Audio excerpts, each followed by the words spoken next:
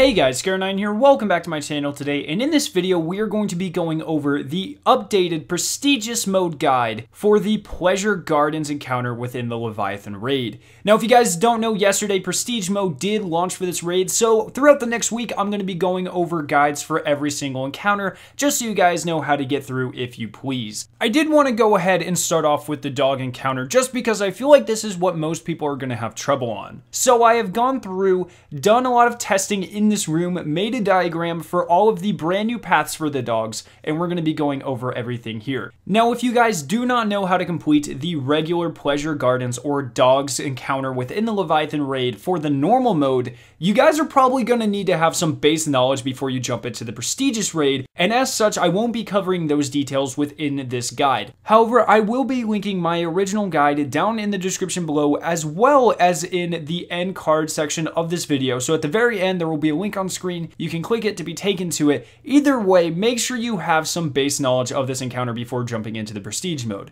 Now, the only thing that has changed for Prestige mode is that there are now 8 dogs instead of 6. Now, I made this graphic earlier. I'm going to put it up on screen for you guys. Absolutely feel free to share this around, save it on your computer, use it whenever you do the encounter. Whatever you want to do with this image, just make sure you are doing this encounter correctly. So essentially, as you can see, they kept a lot of the pre-existing dogs the same, but they did change a few. For instance, the dog near flower R3 will now come right up to the rock, so you need to be careful whenever you're hiding in there so he doesn't see you, and a couple other things like that. But the main changes are that they added 2 brand new dogs right in the middle of the arena, so you have to be careful whenever you're walking through that middle section. There's one that goes left to right in front of the Cal safe room, and then there's one that walks up and down between the rock and the tree sections. Essentially, all you have to do though is know their new walking patterns and be careful whenever you're running. But other than that, the strategy pretty much stays the same. We like to try and one-phase it. I believe when we actually beat it yesterday, we 2-phased it, but just because we were off by like 1 dog or something. But by far the most efficient strategy is to still assign everyone 1 dog. So you're going to have someone assigned to L1 and R1, L2 and R2, and L3 and R3. So 1 person and 1 dog. Then whenever you manage to kill your dog, you're going to collapse on the center portion. So if you're on the left, you're going to all collapse on the tree dog.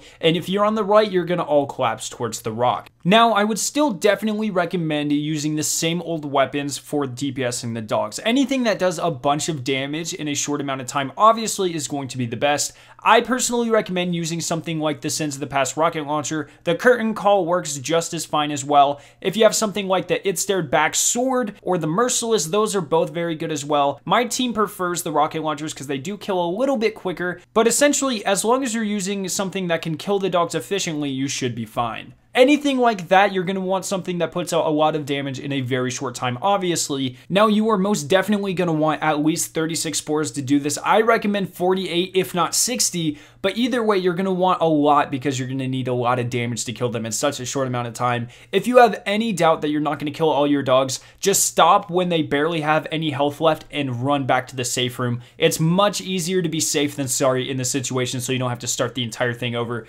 You do get 4 phases still to kill all 8 dogs, but every time you kill a dog, you get less time the next round to go and get spores. But that was pretty much the entire updated encounter guide. The real reason I wanted to do this is to show you guys the diagram. I know it's not the best art in the world, but it gets the point across, and hopefully you guys can find a use for it. Make sure you just go in the raid and learn how all these dogs walk in comparison to each other, learn their patterns and stuff. Now that you know where they walk, learn the best routes and stuff like that. So I hope you guys did enjoy this video as well as the graphic I made. If you did, make sure to leave a like rating and to share it with your friends. If you are interested in watching either of the 2 videos on screen, you can click their respective annotations to be taken to them. If you are brand new to my channel, make sure to hit the giant version of my logo to be subscribed for more awesome Destiny 2 videos and live streams. Thank you guys so much for watching today, and I will see you in my next video.